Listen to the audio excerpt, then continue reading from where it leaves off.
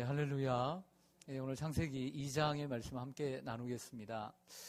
보통 여러 사람들이 창세기 2장을 어떻게 생각을 하냐면 제2의 창조 기사라고들 얘기하는 사람들이 있습니다. 무슨 얘기냐면 창조 기사가 두 개라는 거죠. 우리가 지난주에 살폈던 것처럼 1장에 1일부터 6일까지의 창조 기사가 나와 있는데 그 기사 말고 제2장이 새로운 창조 기사라는 것입니다. 그래서 신학자들은 이것을 두 개의 창조 기사라 이렇게 얘기를 합니다. 또 그럴 것이 1장에 나오는 하나님의 이름이 엘로힘으로 나옵니다. 엘로힘 이렇게 나옵니다. 그런데 2장에서는 하나님의 이름이 여러분들 읽어보면 아시겠지만 여호와 하나님으로 나오게 됩니다. 야훼 엘로힘 이렇게 나옵니다. 그래서 여기에 대한 또한 혼돈으로서 제2의 창조기사, 두 개의 창조기사라고들 얘기들을 합니다. 하지만 저는 동의하지 않습니다. 동의하지 않는 데는 이유가 있습니다. 창조기사라 함은 제대로 1장처럼 첫째 날에는 뭘 창조하시고 둘째 날에는 뭘 창조하시고 이렇게 나와 있어야 되죠.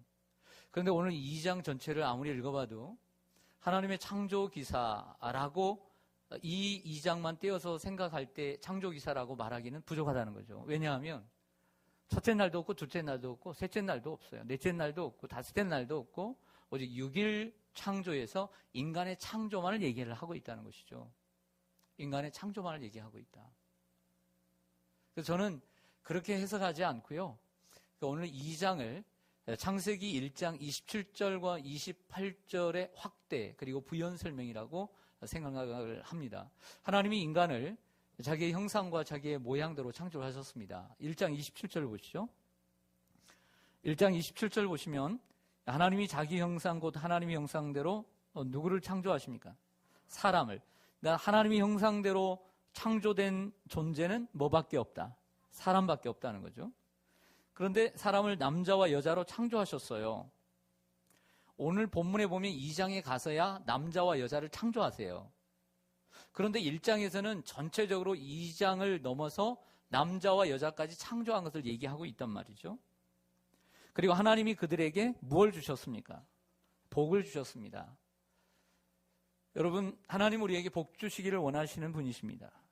하나님이 그들에게 이르시되 생육하고 번성하여 땅에 충만하라. 땅을 정복하라. 바다의 물고기와 하늘의 새와 땅에 움직이는 모든 생물을 다스리라 하시니라고 말씀하셨습니다. 하나님께서 자기 형상, 자기의 모양대로 사람을 만드시고 남자와 여자를 만드시고 그들에게 복을 주셨습니다. 그리고 그들에게 생육하고 번성하고 땅에 충만하고 다스리고 정복하라는 명령을 주셨습니다.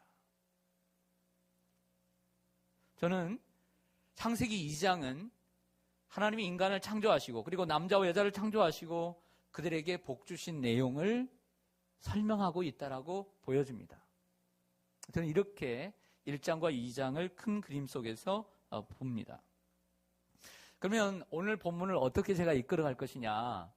제가 지난주에는 하나님께서 세상을 창조하셨다는 거죠. 하나님께서. 그리고 말씀으로 창조하시고 질서대로 창조하시고 하나님의 목적을 가지고 창조하셨다라고 말씀드렸습니다. 그래서 오늘은 어떤 측면에서 말씀을 이끌어 갈 거냐면 하나님이 우리 인간에게 주신 복에 대한 말씀으로 이 말씀이 우리들에게 다가오기를 원합니다. 하나님이 인간을 창조하셨습니다. 그런데 인간에게 복을 주셨다고 했는데 그 복이 무엇인가를 말씀해주고 있다는 것이죠. 하나님이 우리들에게 주신 복은 무엇일까요? 하나님 우리에게 주신 복, 많은 복이 있죠. 그럼 먼저 오늘 본문 속에서 우리가 볼 수 있는 복은 안식이라는 복을 주신 거예요. 따라가겠습니다. 안식. 네. 어떻게 좀 안식하셨습니까? 네. 안식이란 시간적인 안식, 물리적인 안식이 있고 또 심령의 안식이 있겠죠. 마음의 안식. 쉰다고 쉬는 게 아니죠. 하루를 쉬었습니다. 근데 편하게 쉬지 못했습니다. 쉬는 게 아니죠. 예. 그러니까 물리적인 안식이 있고 마음의 안식이 있는 것이죠. 오늘 1절에서 3절 보겠습니다. 전제와 만물이 다 이루어지니라. 이루어졌어요. 새로운 창조가 아니에요. 부연 설명이죠. 하나님이 그가 하시던 일을 일곱째 날에 뭐 했어요? 마쳤어요. 다 이루었죠? 마쳤습니다. 그가 하시던 모든 일을 뭐 했어요? 그쳤어요. 다 이루었죠? 마쳤죠? 그쳤죠? 일곱째 날에 뭐 하니냐? 안식하시니라. 하나님이 그 일곱째 날을 뭐 하게 하셨어요? 복되게 하셨어요. 일곱째 날이 어떤 날이에요? 복된 날이에요. 할렐루야. 복된 날이에요. 그날을 거룩하게 하셨어요. 구별하셨어요. 구별하셨어요. 왜냐하면 이는 하나님이 그 창조하시며 만드시던 모든 일을 또 뭐 하시고 마치시고 그날에 안식하셨습니다. 구했습니다. 여러분, 하나님이 우리에게 주신 복 가운데 소중한 복은 무엇이냐면 안식의 복이에요. 평안의 복이에요. 할렐루야. 쉴 수 있는 복인 것이죠. 사람이 쉬지 못하고 살아갑니다. 그 사람을 뭐라고 불러요? 노예라고 부르는 거예요. 노예. 노예는 뭐냐면 계속해서 쉼이 없는 게 노예예요. 노예죠. 일의 노예입니다. 일에 중독되어 있고 쉬지 못하는 것이죠. 안식이 없습니다. 하나님이 그 일곱째 날을 복되게 하셨습니다. 복되게 하셨다는 영어 성경을 보면 God bless입니다. 하나님이 축복해 주셨다. 복 주셨다는 거예요. 그날 하나님 복 주셨습니다. 그러니까 안식이라는 의미는 어떤 의미로 받아들여야 되냐면 첫 번째는 창조의 완성이다. 하나님의 창조가 완성되었다는 의미로서의 안식인 것이죠. 그래서 오늘 1절에도 다 이루었다, 2절에도 다 마쳤다, 3절에는 그쳤다, 4절에는 3절 다시 마쳤다, 그쳤다. 다 이루었어요. 이루었기 때문에 안식하신 것이죠. 이게 안식의 의미라고 할 수 있습니다. 우리가 뭔가를 나 다 하고 쉴래 이렇게 얘기하잖아요. 야, 뭐 좀, 야, 이거 하고 해라. 그러면 아니야, 나 이거 다 하고 할래. 하나님께서 다 하신 거예요. 그게 안식인 것입니다. 여러분, 또 하나는 이 안식의 의미는 무엇이냐면 우리가 그 안식을 하나님 우리에게 주시고 안식일을 지키게 하셨습니다. 이스라엘 백성들에게 6일 동안 일하고 안식일을 거룩하게 지키라고 했습니다. 그날을 구별했다는 거죠. 거룩이라는 것은 구별했다는 것입니다. 그게 거룩입니다. 거룩. 우리가 그 안식일을 지키는 것은 무엇이냐면 하나님이 창조주임을 경외하는 거예요. 우리가 하나님이 창조주이시다. 하나님이 세상을 만드셨다는 것을 우리가 인정하는 것이 내가 안식일을 지키는 것으로서 인정이 되는 거예요. 할렐루야. 신약에서는 우리가 주일을 지킴으로써 성도들이 세상 사람들은 똑같이 살지 않고 주일을 거룩하게 구별할 줄 알고 그날에 입을 옷도 거룩하게 구별하고 하나님 앞에 드릴 헌금도 거룩하게 구별하고 자신도 거룩하게 구별해서 하나님 앞에 드리며 주일을 성수하는 것은 하나님이 세상을 창조하신 창조주이시고 그리고 예수님께서 나의 죄를 위해서 이 땅에 십자가에 죽으시고 사흘 만에 다시 부활하셔서 안식 후 첫날인 이 주일에 부활하셨음을 인정해서 이 주일을 거룩하게 지켜가는 거예요. 할렐루야. 우리가 11조를 지키는 것은 내 이 모든 물질의 주인이 하나님인 것을 인정하는 행위가 11조인 거예요. 할렐루야. 구별은 그런 것입니다. 구별은. 그래서 우리가 안식일을 지킴으로써 이 주일을 지킴으로써 하나님을 하나님됨을 인정하는 거예요. 예수 그리스도께서 나의 구원주이심을 인정하는 삶이 안식인 줄로 믿습니다. 사랑하는 여러분, 또 하나는 우리가 참 지키기 어려운 가운데 하나인데요. 우리 참 주일은 잘 지키는데 지키지 못하는 게 뭐냐면 안식이라는 것입니다. 즉 쉼이에요. 쉼. 어떤 분은 얘기를 들으면 운전하고 가다가 횡단보도 앞에서 그냥 쓰러져서 가셨다고 그래요. 왜냐하면 피곤함에도 불구하고 쉬지 못하고 한 달 전부터 피곤한데 그 빨간불이 내 몸속에서 켜져 있음에도 불구하고 쉬지 못하고 계속 달리다 보니까 기계도 그 기계의 상태에 따라서 움직이는 그 역량이 다를 거 아니에요. 감당할 수 있는 역량이. 사람도 마찬가지예요. 그런데 사람이 감당할 만큼만 달려야 되는데 쉬지 않고 달리면 어떻게 되냐면 망가지는 거예요. 고장나는 거예요. 병이 생기는 거죠.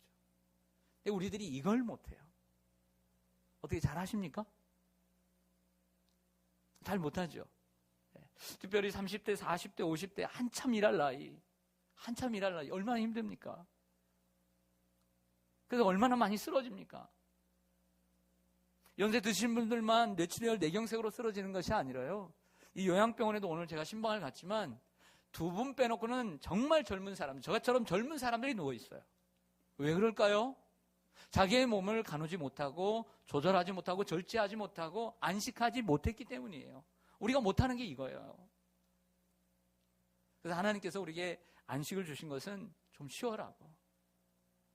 적어도 일주일에 한 번씩은 우리가 쉬면서 우리 자신을 돌아봐야 될 줄로 믿습니다. 때때로 우리의 삶에 안식이 필요해요. 이 안식은 그냥 무조건 쉬는 것이 아니라 내 삶의 과거를 한번 돌아볼 수 있는 계기가 돼요. 내가 바르게 살아왔는지, 어떻게 살아왔는지, 어떻게 사는 것이 옳은 것인지, 그리고 나 자신의 지금 모습을 돌아볼 수 있고, 그리고 내가 나아가야 될 방향에 대해서 다시 한번 생각할 수 있는, 그냥 정신없이 어디로 가는지도 모르고 가는 삶이 아니라, 그냥 바삐 움직이는 삶이 아니라 좀 멀리 내다보고 가는, 속도만 빠르게 가는 것이 아니라 방향을 제대로 잡고 가는 삶이 안식의 삶인 거예요. 할렐루야. 그래서 우리는 안식일을 지킴으로써 하나님의 말씀을 듣고 그 하늘의 양식을 우리가 받음으로써 내 삶의 방향이 바르게 되어 있는가, 내 삶의 속도가 지금 너무 빠른 것은 아닌가, 하나님보다 더 앞서가는 것은 아닌가, 내 욕심이 앞선 것은 아닌가, 내 야망이 앞선 것은 아닌가 돌아볼 수 있는 시간이 하나님 앞에 서는 시간이에요. 그럼 하나님이 주신 축복, 그것은 안식이에요. 할렐루야. 안식을 누리면서 사시기를 바랍니다. 두 번째로 하나님께서 주신, 오늘 본문 속에서 주시는 하나님의 복은 에덴이라고 하는 터전이에요. 하나님이 인간을, 아담과 하와를 만드시고 에덴이라고 하는 동산을 선물로 주셨습니다. 8절을 보시죠. 8절 보시면 같이 한번 읽겠습니다. 시작. 여호와 하나님이 동방의 에덴의 동산을 창설하시고 그 지으신 사람을 거기 두시니라. 아멘. 하나님은 사람이 살아갈 수 있는 삶의 터전을 주셨습니다. 그것이 바로 에덴이라고 하는 것이죠. 에덴. 에덴이라고 하는 히브리어 단어는 기쁨이라는 단어입니다. 기쁨. 그 기쁨을 누리라고 하나님이 하신 것이죠. 하나님이 인간만 만들어 놓고 아무데나 가서 살아라 하지 않고 아름다운 에덴 동산을 창설하시고 만드시고 그곳에 넣어주신 줄로 믿습니다. 그리고 그 에덴에서 뭐 하라고 했습니까? 생육하고 번성하고 땅에 충만하라고 말합니다. 다스리라고 얘기합니다. 정복하라고 얘기합니다.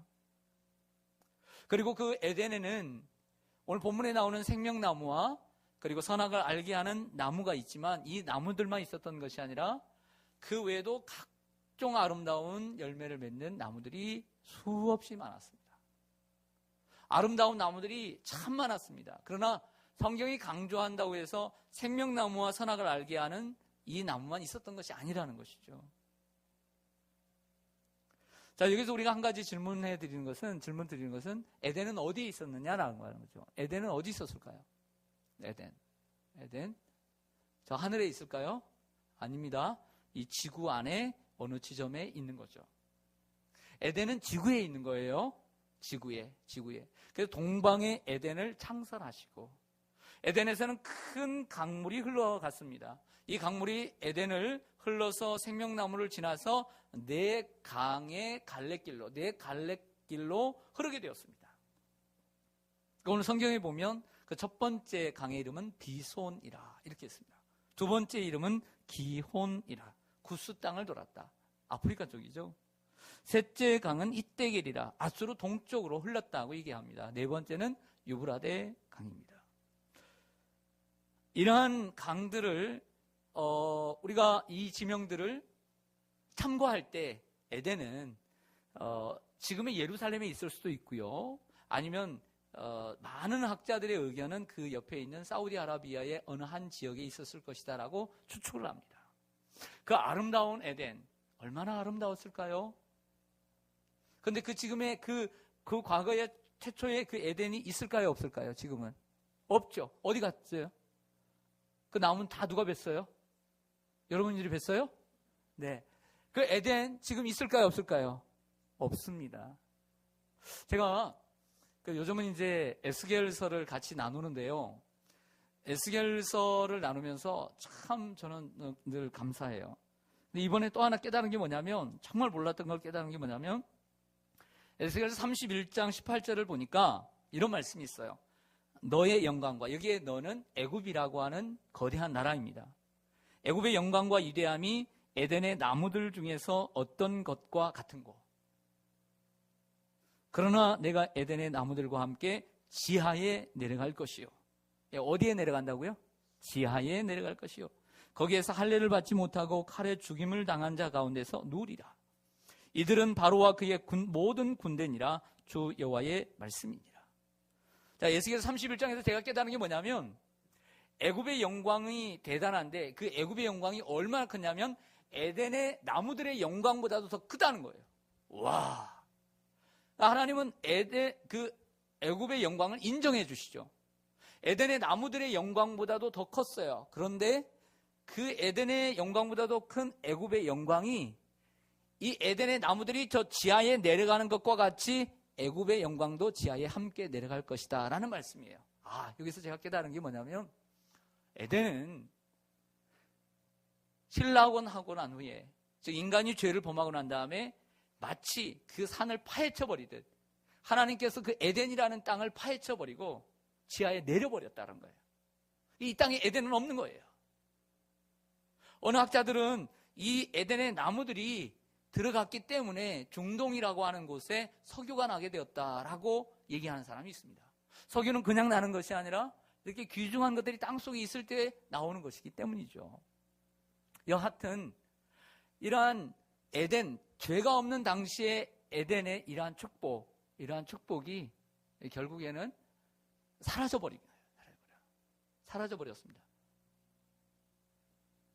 하지만 다시 에덴이 회복되는 거죠. 바로 이것은 우리가 이 창세기를 시작하기 전에 요한계시록을 함께 이 시간에 나눴는데, 요한계시록 속에서 우리에게 보이는 것처럼 새로운 에덴, 새로운 재창조가 이루어지면 에덴이 회복되게 되는 것입니다. 여러분, 적용을 이렇게 해보았습니다. 하나님께서 아담과 하와에게 에덴이라는 삶의 터전을 주셨습니다. 이게 복입니다. 잘 유지해야 되고, 잘 가꿔야 되고, 잘 다스려야 되고, 생육하고 번성해야 되고, 땅에 충만해야만 합니다. 하나님이 저와 여러분에게 주신 삶의 터전이 있습니다. 가정입니다. 교회입니다. 직장입니다. 사회입니다. 내 자녀입니다. 내 구역입니다. 내 기관입니다. 그 안에서 우리는 생육하고 번성해야 합니다. 땅에 충만해야 합니다. 다스리고 정복해야 합니다. 할렐루야. 하나님이 시편 16편 6절의 말씀처럼 내게 줄로 재어준 구역은 아름다운 곳에 있으며, 하나님께서 주신 삶의 터전을, 우리에게 주신 하나님의 축복을 이스라엘 백성들은 안타깝게도 그걸 소중히 여기지 아니함으로 그렇게 되었어요. 하나님이 주신 축복을 소중히 여길 때 그 축복이 우리의 것이 될 수 있는 것이죠. 하나님이 주신 삶의 터전을 먼저는 우리가 소중히 여기는 것이 필요해요. 할렐루야. 내 구역을 가벼이 여겼다, 내가 주일학교 교사인데 그것을 가벼이 여겼다, 하나님이 싫어하시는 거예요. 하나님께서 저에게 목회를 주셨습니다. 목양지 주셨습니다. 그 목양지를 쉽게 생각해서는 안 된다는 거죠. 하나님이 저에게 주신 사명인 말씀을 먹이는 사명을 소중히 여겨야 된다는 거죠. 가벼이 여겼다가는 큰일 나게 되는 것이죠. 또한 하나님께서 우리에게 주신 것에 대해서 우리가 전심전력하여 우리의 진보와 우리의 성숙을 나타내야 합니다. 할렐루야. 나타내야 되죠. 진보해야 합니다. 성숙해야 합니다. 성장해야 합니다. 부흥해야 합니다. 하나님이 우리에게 주신 것에 대해서 그것을 주신 것까지 잊어버리지 말고 주신 것 속에서 우리가 생육하고 번성하고 땅에 충만해야 합니다. 하나님이 주신 것을 잘 다스리고 하나님이 주신 것을 잘 관리하고 간수해야 합니다. 이 하나님이 우리에게 주신 축복인 줄로 믿습니다. 할렐루야.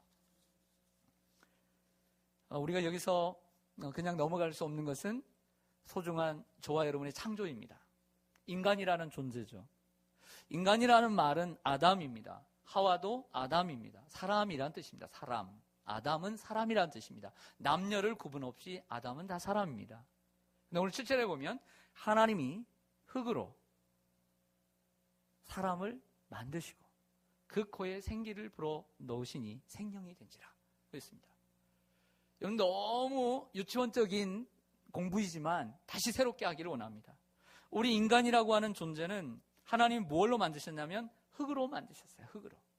근데 정확히 보면 땅의 흙으로 만드셨습니다. 그러면 땅은 무엇이고 흙은 무엇이냐? 같은 것이냐? 히브리어는 다릅니다. 아다마 그리고 아파르입니다. 다릅니다. 땅의 흙입니다. 땅과 흙의 단어가 다릅니다. 땅은 생명이 있습니다. 땅에는 새로운 것을 만들어낼 수가 있습니다. 근데 아파르라고 하는 흙이라는 것은 먼지입니다. 생명이 없습니다. 거기는 소망이 없습니다. 이게 흙입니다. 우리는 아무것도 할 수 없는 무능력한 존재인 흙입니다. 이러한 흙 속에 하나님의 생기가 불어넣어져서 우리가 생명이 된 줄로 믿습니다. 할렐루야. 이를 통해서 우리가 알 수 있는 것은 우리가 하나님을 떠나서는 아무것도 할 수 없다. 하나님을 떠나서는 안 된다는 것입니다. 저는 장례를 많이 갑니다. 어떨 때는 의도적으로 그분의 얼굴을, 안치실에 있는 그분의 얼굴을 일부러 볼 때도 있고, 어떨 때는 그냥 가족들만 보라고 할 때도 있습니다. 그러나 많은 이들의 죽음을 보았습니다. 어제와 오늘이 완전히 다릅니다. 그렇게 어제 아름다웠던 그 분도, 생기가 있던 그 분도, 그 죽음은 차갑고 무섭고 추합니다. 사람들은 아름답다고 하죠. 그래서 아름답게 편안히 가셨다고. 그렇죠. 편안히 가셨습니다. 그건 사실이지만 살아있는 어떤 생명보다도 그 얼굴은 추합니다. 이처럼 하나님의 생명이 빠져나가는 육체는 그런 것입니다. 우리는 3일밖에 그분의 얼굴을 못 보지만, 아니 이틀밖에 못 봅니다. 하지만 시간이 갈수록 4일, 5일이 갈수록 그분의 얼굴은 더욱 추합니다. 인간입니다. 인간은 아무것도 아닙니다. 하나님이 함께 하실 때 생명이 되는 것입니다. 저와 여러분도 하나님 오늘 목숨을 가져가신다면, 생기를, 호흡을 가져가신다면 우리는 똑같은 존재입니다. 하나님이 우리에게 주신 이 하루라는 생명도 하나님이 주셨기 때문에 우리는 감사할 수밖에 없는 것입니다. 사람은 하나님 없이 살 수 없는 존재인 것을 깨달아야 할 줄로 믿습니다. 사랑하는 여러분, 우리 인간은 하나님의 은혜 가운데 이처럼 흙 같은, 먼지 같은, 아무 생명력 없는 이러한 존재였지만 하나님이 우리와 함께 계실 때 우리는 참 행복한 삶을 누리게 될 줄로 믿습니다. 오늘 본문 속에서 하나님이 주시는 복은 진정한 자유입니다. 따라서 하겠습니다. 진정한 자유. 여러분들 그 에덴 동산에서 우리가 생각하지 않을 수 없는 것은 뭐냐면, 수많은 정말 보기 좋고 먹기 좋은 나무 열매들이 많지만 그 동산 중앙에 있는 생명나무와 선과 악을 알게 하는 나무 2개를 두었다는 이 사건이죠. 생명나무는 말 그대로 생명을 주는 나무입니다. 에덴 동산에서는 생명나무의 열매를 따먹고 살았습니다. 그것은 예수님을 예표한다고 할 수도 있고요. 생명을 주는 나무입니다. 생명을 주는 나무예요. 그것을 먹으면 됩니다. 하나님은 그 생명나무의 열매와 함께 각종 모든 나무의 열매는 다 먹게 하셨습니다.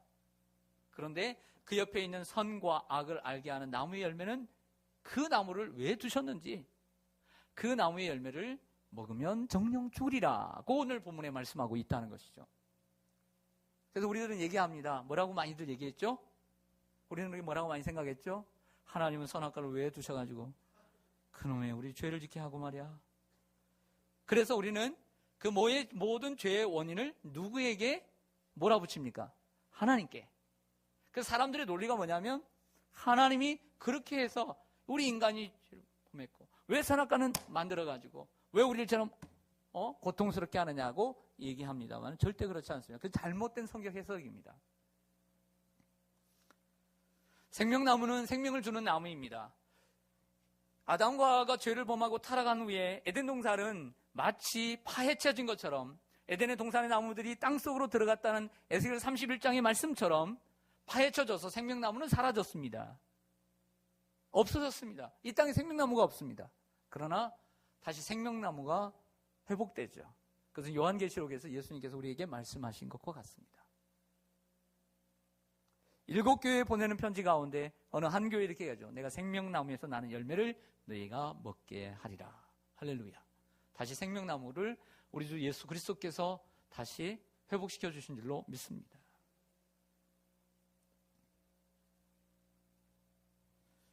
에덴 동산에는 제가 계속 반복해서 강조하는 거 뭐냐면 생명나무와 선악을 알게 하는 2개의 나무만 있었다는 것이 아니죠. 그 외에도 각종 아름다운 그리고 먹기 좋은 보기에 좋은 나무의 열매들이 많았다는 것입니다. 수백 종 수천 종이 있었던 것이죠. 그런데 오직 하나 선악과를 알게 하는 나무의 열매를 먹지 말라. 네, 이렇다는 것이죠. 예를 들면 이런 것입니다. 한참 게임을 좋아하는 청소년들에게 엄마가 금지령을 내렸습니다. 네가 집에서 다 하되 뭘 다 해. 다 무려줄게. 근데 게임만큼은 하지 마. 그러니까 이 친구가 우리 엄마는 나에게 아무것도 못하게 한다고. 우리 엄마는 독재라고. 이렇게 얘기할 수 있어요, 없어요? 그 애는 그렇게 합니다. 자기가 좋아하는 게임을 못하겠으니 모든 것을 못하게 했다라고 생각하는 거예요. 그러나 엄마는 그렇지 않아요. 아빠는 그렇지 않아요. 뭐든지 다 하게 해요. 그러나 그 아들, 게임을 좋아하는, 게임에 미친 그 아이는 게임이 없으면 못 살겠다라고 생각하니까 엄마는 모든 것, 아무것도 못하게 한다라고 생각하는 것이죠. 이게 인간이에요. 이게 인간이에요. 그러한 논리는 잘못된 인간의 논리라는 것을 우리가 깨달아야 돼요. 할렐루야. 그러면 자녀에게 뭐한 대로 모든 것 다 하게 할까요? 그게 바른 부모입니까? 아니잖아요. 그렇게 애를 키우면 안 되잖아요. 여러분, 목사가 여러분에게 다른 것은 다 하도록 해놓고 어떤 특정한 것만 못하겠다고 하십시다. 교회 안에서. 그러면 여러분들은 목사님에게 목사님 독재라고 이렇게 말할 수 있습니까? 아니잖아요. 하나님께서도 우리에게 다 하게 하셨는데 못하게 하신 거 그 하나 있다고 하나님은 독재라고 말할 수 있습니까? 아니잖아요. 그렇다면 왜 선악과를 주셨을까라는 생각을 한번 던져봐야 됩니다. 왜 선악과를 주셨을까요? 만약 선악과를 주시지 않았다라고 한다면 하나님은 우리를 로봇으로 만든 것과 같은 것입니다. 선악과를 주신 것은 인간에게 사고와 행동의 자유를 주신 것입니다. 그리고 판단할 수 있는 능력을 주신 것입니다. 자유를 주신 것이죠. 우리를 인격적으로 대화하시는 것입니다. 로봇처럼 우리가 만들었다고 너는 내 뜻대로 내 마음대로 해야 돼. 이렇게 2바퀴 돌아, 좌회전, 3바퀴 돌아. 이렇게 하나님 우리를 만들지 않아요. 하나님은 우리에게 자유의지를 주시는 것이죠. 자유를 주시는 것입니다. 제한적인 자유가 아니라 한정된 자유가 아니라 온전한 자유를 하나님 우리에게 주시는 거예요. 자유를 주신 것입니다. 선악과는 또한 하나님과 인간의 경계선입니다. 만약에 생명나무를 먹고 선과 악을 알게 하는 나무가 없었다면, 열매가 없었다면 하나님과 우리의 차이점이 무엇입니까? 없습니다. 하나님과 우리 인간 사이에는 경계선이 있어야만 합니다. 그 경계선을 지켜야 합니다. 이게 선악과입니다. 하지만 그 경계선을 지키지 못했던 루시엘이 사단이 타락해서 루시퍼가 인간에게 찾아와 하와를 유혹하고 아담을 넘어뜨려서 결국에는 그 경계선을 함께 무너뜨린 것이죠. 그래서 다시 종의 멍에를 매게 되었던 것입니다. 하나님께서 인간에게 선택의 자유를 주셨습니다. 그런데 그 자유를 방종함으로 종의 멍에를 매게 되었습니다. 이러한 인간을 위해 예수님께서 오셨고 십자가에 피 흘려 주심으로 우리를 자유케 하셨습니다. 죄의 멍에를 벗겨주신 줄로 믿습니다. 갈라디아서 5장 1절에서는 이렇게 얘기합니다. 예수 그리스도께서 너희를 자유케 하시려고 오셔서 죄의 멍에를 벗겼거든 어찌하여 너희가 그 방종함으로써 그 자유를 버리고 다시 죄의 멍에를 매려고 하느냐, 이런 말씀하십니다. 여러분, 하나님께서 주신 자유라는 게 있습니다. 이것은 할 수도 있고 안 할 수도 있지만 그것을 지켜감으로써 인간이 인간됨을, 하나님을 하나님됨으로 인정해 가는 것입니다. 경계선을 지켜야 합니다. 사람이 어느 곳에 가든지 꼭 하지 말아야 될 것들이 있는 것입니다. 어느 소그룹 모임에서도 모든 것은 뭐든지 다 할 수 있다라고 하는 것은 이 세상에 한 곳에도 없습니다.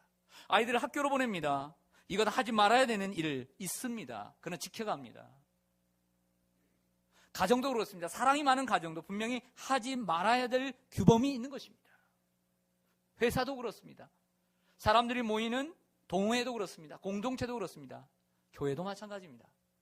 교회도 하지 말아야 될 것이 있습니다. 그 근본은 하나님의 말씀입니다. 하나님의 말씀이 중요한 틀입니다. 그러나 하나님의 말씀은 헌법처럼 모든 구체적인 내용들을 다 기록하지 않았습니다. 헌법은 모든 내용들을 기록하는 것이 아닙니다. 그래서 그 헌법 외에 여러 가지 민법, 사법, 행정법이 있는 것이죠.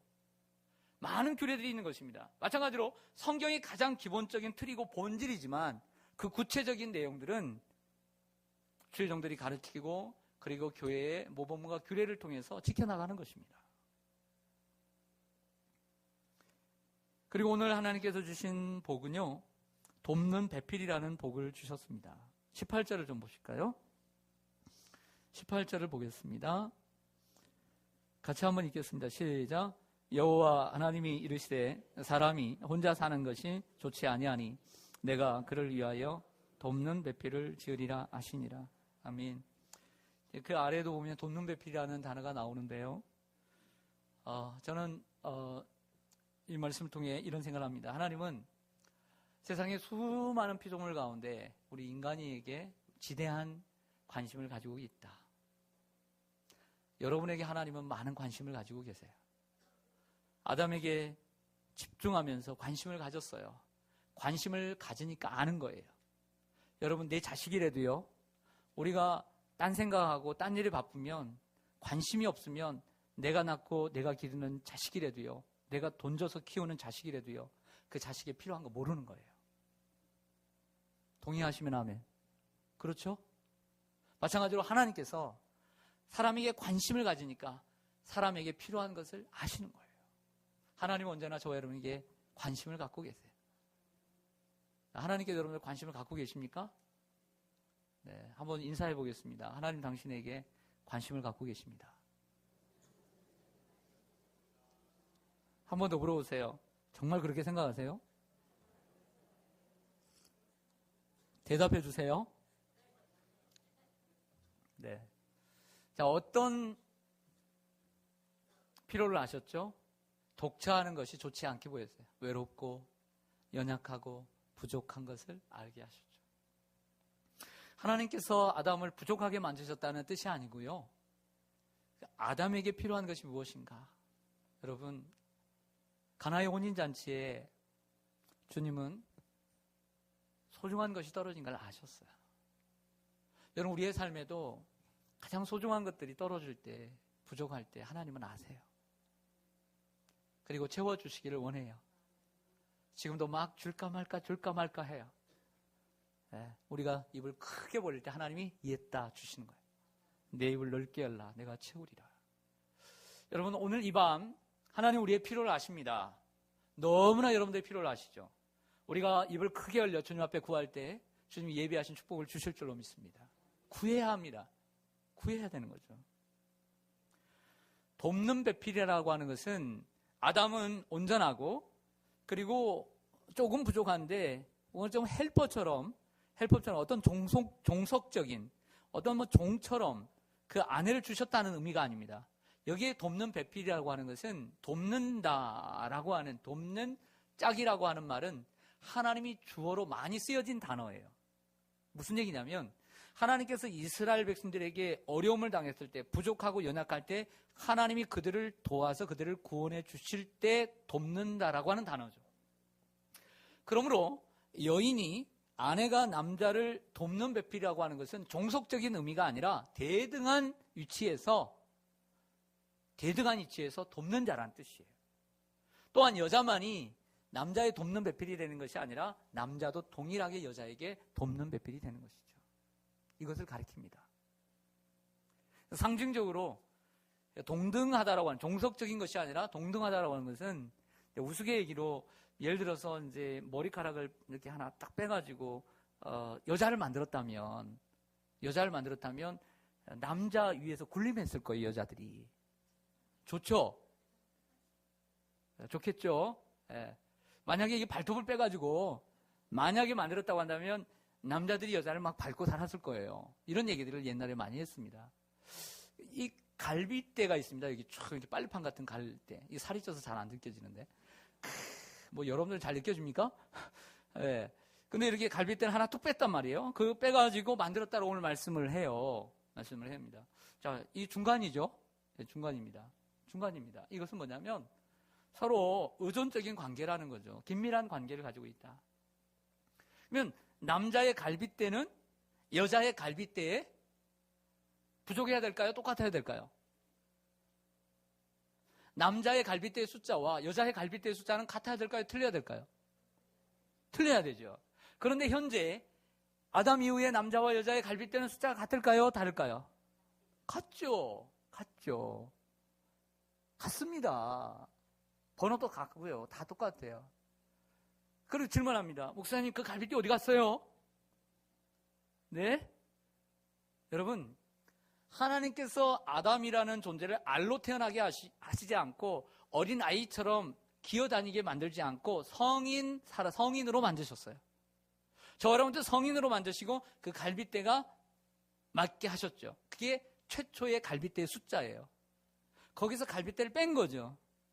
그래서 아담은 살 때 하와보다 한 개의 갈빗대가 부족하게 산 거예요. 그러나 아담 이후에 태어난 가인과 아벨은 하나님이 최초에 아담을 창조했던 그 갈빗대의 숫자로 똑같이 창조하신 거예요. 그러니까 아담 빼놓고는 모든 남녀의 갈빗대가 같다 안 같다? 같다. 자, 이해가 됩니까 안 됩니까? 목사님 별것 다 얘기한다. 라고 얘기하지만 이런 것도 알아야 됩니다. 이 시시콜콜한 얘기로 사람들이 또 얘기를 하거든요. 그래서 남자와 여자의 갈빗대는 같다, 틀리다, 같다라는 것입니다. 그리고 갈빗대로 만들었다는 것은 남자와 여자의 어떤 친밀감, 그런 유대감을 상징해주고 또 어떻게 보면 이 사람의 중간에서 있기 때문에 서로의 동등함과 평등함, 이런 누가 우월하지 않는 평등함을 보여주고 있습니다.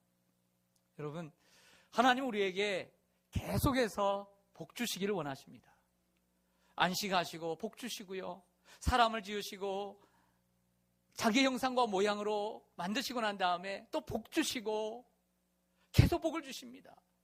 그 복의 내용이 뭐냐면 제2의 창조가 아니라 그 인간의 창조를 확대 해석한 것이 저는 2장이라고 생각을 해요. 그래서 2장 속에서 하나님이 주신 복이 뭐냐? 참된 안식이에요. 여러분, 우리가 안식을 지키기를 원합니다. 안식을 지킴으로써 하나님을 하나님에게 인정하고 예수님을 예수님에게 인정하는 거예요. 그러면서 우리도 안식을 누리면서 살기를 원합니다. 좀 무리하지 않고 우리가 좀 쉼을 얻도록, 일주일에 한 번씩 좀 쉼을 얻도록. 그 안식도 하나님의 축복이고 안식도 책임이고 안식도 의무이고 안식도 하나님의 우리에게 주신 숙제라는 거예요. 할렐루야. 우리 사람들 생각합니다. 일만 열심히 이게 내 책임이고 일만 이것이 하나님 기뻐하시는 거예요. 그렇지 않아요. 하나님은 일만 잘했다고 원하시지 않고 안식하고 쉬고 누리고 이 행복을 누리는 것도 하나님이 보시는 거예요. 안식을 잘 하시길 바랍니다. 그리고 하나님께서 우리에게 주신 복, 그것은 우리의 가정이고 하나님이 주신 교회이고 또 하나님이 주신 사명입니다. 섬기는 사명, 나누는 사명, 전도하는 사명, 찬양하는 사명, 말씀을 전하는 사명, 섬기는 사명들.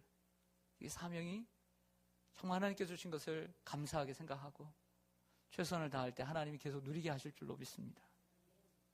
사랑하는 여러분, 가정을 주신 분들, 하나님께 주신 가정의 축복을 누리시길 바랍니다. 그리고 아직 가정을 이루지 못한 분들은 돕는 배필을 하나님이 주셔서 여러분들의 필요를 채워주시기를 바랍니다. 결론입니다. 오늘 결론은 이렇습니다.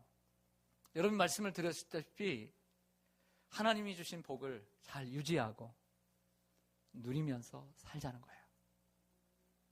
어떻게 누리고 계십니까? 누리고 계십니까? 네. 하나님이 이처럼 우리에게 놀라운 복들을 주셨어요. 그런데 우리는 그 복을 때로는 차버리고 소중하게 생각지 않고 밟아버리고 그럴 때가 많다는 거죠. 하나님이 주신 복을 누리면서 여러분들 사는 여러분들이길 바랍니다. 우리가 그 복을 누리지 못하면 아담과 하와처럼 어떻게 된다? 에덴에서 쫓겨나게 되고 그 에덴도 사라지는 거예요. 에덴의 나무들이 땅속으로 들어가는 것처럼 하나님이 주신 축복도 사라지고 마는 거예요. 그러나 하나님이 주시는 복들을 잘 누리면 하나님의 계속적인 은혜와 복이 우리에게 넘칠 줄로 믿습니다. 기도하겠습니다.